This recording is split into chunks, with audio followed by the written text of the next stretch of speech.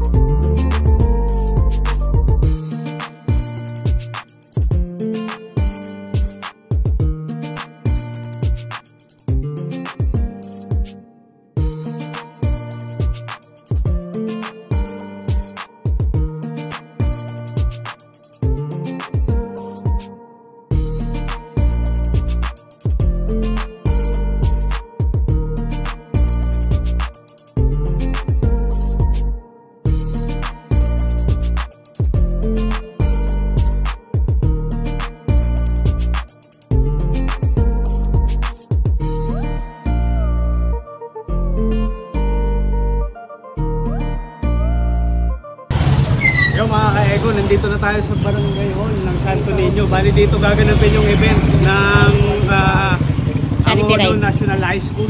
Ayan, so tara, pasok tayo.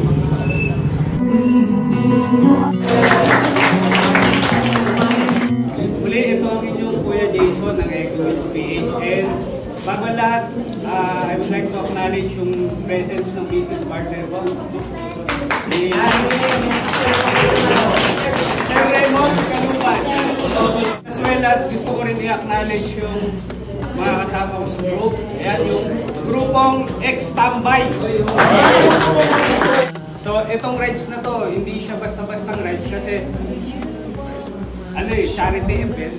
Pagpasensyahan nyo lang po yung nakayanan namin na wala naman po sa puso namin yan. And makakaasa po kayo na in future mas nadagdagan pa namin. Especially pag nakikita namin yan yung mga kabataan na kagaya. Yes, isa kayo sa mga inspirasyon namin eh. So, asahan po yung tulong namin in case na in future kailangan ninyo uli kami. Feel free. Especially nga pala kay Sir Jason Castillo. Thank you so much for giving us the opportunity to be here. No? Na ipahagi namin kahit paano mga blessings na binibigay din sa amin ng Panginoon. So yan. Hindi ko na mapahabayan. So let's enjoy the program. And salamat.